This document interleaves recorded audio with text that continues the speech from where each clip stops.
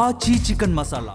జగిత్యాల ఎమ్మెల్యేగా వరుసగా రెండోసారి పరాజయం పాలైన కాంగ్రెస్ సీనియర్ నేత జీవన్ రెడ్డి తన వ్యవహార శైలితో అలకకి అంబాసిడర్ అన్న అపవాదు మూటగట్టుకున్నారు. 2018 ఎన్నికల్లో ఈ పెద్దాయన ఓడిపోయినప్పుడు కాంగ్రెస్ ఎమ్మెల్సీగా అవకాశం ఇచ్చింది. గత ఎన్నికల్లో ఓటమి తర్వాత ఎమ్మెల్సీగా ఉన్న ఆయనకు కాంగ్రెస్ నిజామాబాద్ ఎంపీ టికెట్ ఇచ్చినా గట్టెక్కలేకపోయారు. ఆ పదవీ క్రమంలో ఎమ్మెల్సీ పదవీ కాలం ముగిసినా రెన్యువల్ చేయకపోవడం, జగిత్యాలలో తనను ఓడించిన బీఆర్ఎస్ ఎమ్మెల్యే సంజయ్ కుమార్ కాంగ్రెస్ లో చేరడంతో ఆ సీనియర్ మోస్ట్ నేతలో అసంతృప్తి పెరుగుతూ వచ్చింది. తనను పార్టీలో ఎవరూ పట్టించుకోవడం లేదని జీవన్ రెడ్డి అగ్గి మీద గుగ్గిలం అవుతూ వచ్చారు. ఇక ఆ క్రమంలో ఆయన తన పొలిటికల్ కెరీర్ చివరంకంలో కాంగ్రెస్ తో తెగదింపులకు సిద్ధమవడం ఆశ్చర్యకరంగా మారింది. అధికార హస్తం పార్టీకి కొరకరాని కొయ్యలా మారారు మాజీ మంత్రి జీవన్ రెడ్డి. ప్రతిపక్ష బీఆర్ఎస్ కంటే కాస్త ఎక్కువగానే పార్టీని ఇరుకున పెడుతున్నారు పెద్దాయన. అవకాశం దొరికిన ప్రతిసారి సొంత పార్టీ నేతలపై విరుచుకుపడుతున్నారు. జగిత్యాలలో మారిన పొలిటికల్ సమీకరణాల్లో భాగంగా స్థానిక BRS MLA doctor Sanjay Kumar Congress కి దగ్గరయ్యారు. వరుసగా 2 సార్లు తనని ఓడించిన సంజయ్ కాంగ్రెస్ కి చేరువ కావటం జీవన్ రెడ్డికి ముందు నుంచి మింగుడు పడటం లేదు. దీంతో పార్టీపై గత 2 ఏళ్లుగా అలకల అస్త్రాన్ని ప్రయోగిస్తూనే ఉన్నారు. ప్రారంభంలో మాజీ మంత్రి జీవన్ రెడ్డి సీనియారిటీని గౌరవిస్తూ కాస్త రియాక్ట్ అయిన కాంగ్రెస్ ముఖ్యులు బుజ్జగించడానికి ప్రయత్నించారు. అయితే ఎప్పటికప్పుడు జీవన్ రెడ్డి అదే ధిక్కార స్వరం వినిపిస్తుండటంతో పార్టీ పరంగా ఆయన్ను పట్టించుకోవటం మానేశారు. ఆ క్రమంలో ప్రస్తుతం ఎలాంటి పదవిలో లేని జీవన్ రెడ్డి మరింత ఫ్రస్ట్రేట్ అయి పార్టీపై తిరుగుబాటు ప్రకటించి ఇటీవలి ఎన్నికల్లో స్వతంత్రులను బరిలోకి దింపి పార్టీ అభ్యర్థులకు వ్యతిరేకంగా ప్రచారం చేశారు. అయినా జగిత్యాల మున్సిపాలిటీ కాంగ్రెస్ వశమయ్యింది. అటు సంజయ్ ఇటు జీవన్ రెడ్డిల మధ్య వారు వల్ల జగిత్యాల నియోజకవర్గంలోని మరో మున్సిపాలిటీ రాయకల్ ను కోల్పోవాల్సి వచ్చింది. ఈ విషయంపై పార్టీ పెద్దలు సీరియస్ అయ్యారట. అయినా జీవన్ డోంట్ కేర్ అన్నట్టుగానే వ్యవహరిస్తున్నారు. అసలు రాయకల్ మున్సిపాలిటీలో బీఆర్ఎస్ కు చైర్మన్ పీఠం దక్కేలా ఆయన తెర వెనుక మంత్రాంగం నడిపారనే ఆరోపణలు కూడా ఉన్నాయి.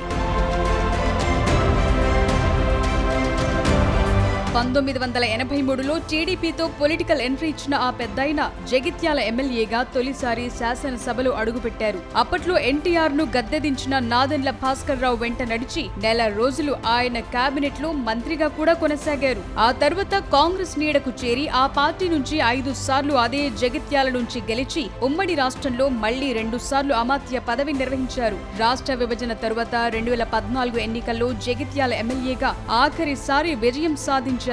2018లో ఓడిపోయిన జీవన్ రెడ్డికి కాంగ్రెస్ కరీంనగర్, ఆదిలాబాద్, నిజామాబాద్, మెదక్ పట్టభద్రుల నియోజకవర్గం నుండి పోటీకి అవకాశం ఇవ్వడంతో 6 ఏళ్లు ఆ పదవిలో కొనసాగారు. ఇక 2023 అసెంబ్లీ ఎన్నికల్లో ఓటమి తరువాత 73 ఏళ్ల వయసు దాటుతోన్న జీవన్ రెడ్డి తన వ్యవహార శైలితో కోరి కష్టాలు కొని తెచ్చుకున్నారు. జగిత్యాలలో తనను ఓడించిన సంజయ్ ని కాంగ్రెస్ లో చేర్చుకోవటానికి ఆయన తీవ్రంగా వ్యతిరేకించిన ప్రయోజనం లేకుండా పోయింది. 2024 లోక్సభ ఎన్నికల్లో కాంగ్రెస్ నిజామాబాద్ ఎంపీ టికెట్ ఇచ్చినా ఆయన గెలవలేకపోయారు. ఇక ఆ తరువాత ఎమ్మెల్సీ పదవీకాలం ముగియటంతో రెన్యువల్ చేస్తారని ఎదురు చూసి భంగపడ్డారు. ఇటీవల రాజ్యసభ ఎన్నికల్లో ఛాన్స్ దొరుకుతుందని ఆశలు పెట్టుకున్నా అవి కూడా నీరుగారిపోయాయి.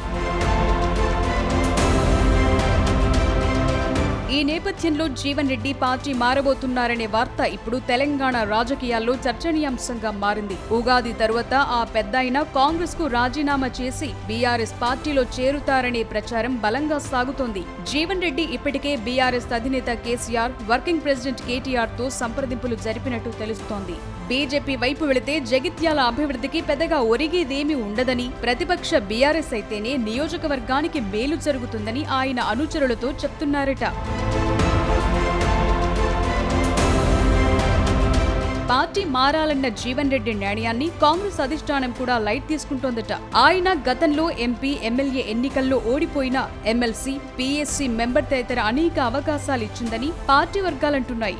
ఆయన పదే పదే బహిరంగంగా పార్టీ విధానాలను విమర్శించడం, ఫిరాయింపుల విషయంలో సొంత ప్రభుత్వంపైనే నిలదీయటం పార్టీ పెద్దలకు ఇబ్బందిగా మారింది. అందుకే ఆయన వెళతానంటే అడ్డుకోవద్దనే ధోరణిలో అధిష్టానం ఉన్నట్లు తెలుస్తోంది.